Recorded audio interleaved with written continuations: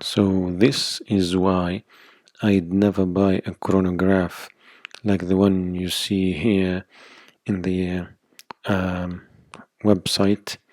So first, I've got a number of reasons why I wouldn't buy any of these chronograph um, watches for a number of reasons. The first being that they have these ugly pushers.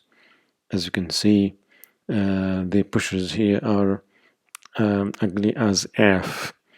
And the dial, as you can see, there are a number of layers in here. I know Breitling is a very good watch company and that it makes very good watches, but look at that mess. It's a mess, and we have so many numbers and three sub dials. It is very hard to focus on what is more interesting. Look at this other one from Citizen. You can see what I'm talking about here. We have the crown, as you can see, which is necessary, of course, for adjusting the watch. We have the date window there, which, well, I don't mind that. One more piece of information, but the rest.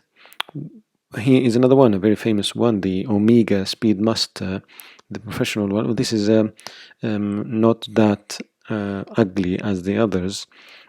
Here we have the three subdials, which you will never use unless you have a desire to use a stopwatch. A tachymètre in French as written there. Another one, a Fairer. I like this company, this brand, but as you can see here, you have a seconds hand in red or orange that will never move unless when you use stopwatch, the chronograph. Here is another one, Jaeger LeCoultre. Come on, how can you tell the time in such a watch? Too many subdials, too many complications. Yes, they are complications because they are complicated. Too many things going on here. Numbers in red, dials in blue, and lots of things. Same here with Galle. So I don't mind the day and day. These are important pieces of information, but the rest, come on. This is the second subdial. A GMT apparently. This is no, but this is 12 is the date. Saturday, December. But the pushers, as you can see, here is another one, Tissot, a very good watch company. But as you can see, three subdials, two very big ugly pushers. Come on, that is not what a watch is supposed to be. To my mind, in my opinion, watches should be simple. We'll see an example later. This is another one, Patek Philippe, very good company. But look, this is the second. This is the chronograph hand that you will never use. You will only use it when you are going to use the chronograph. This is the second hand, and that is maybe the date subdial. And we have a number of what looks like diamonds or something like that, which is not. This is too blingy for me. The pushers, look at how big these pushers are compared to the crown, which is more recessed. I don't like these big pushers. Look at these in Seiko. Come on, Seiko, you can do better. With the SNX series, the crown is much smaller, and it looks more. It looks much better. This is the second hand again. It will never move. How many times do you need to use a chronograph in a watch like this one? This is the second hand,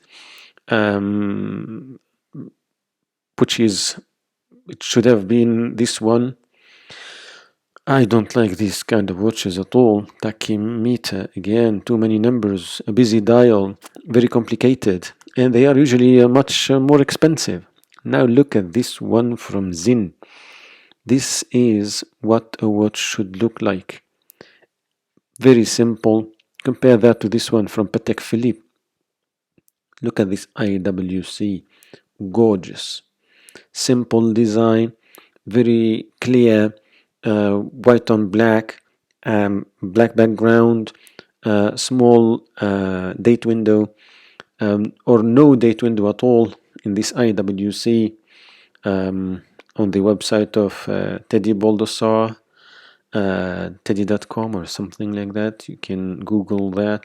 I'm taking these pictures from his website. I'm visiting it.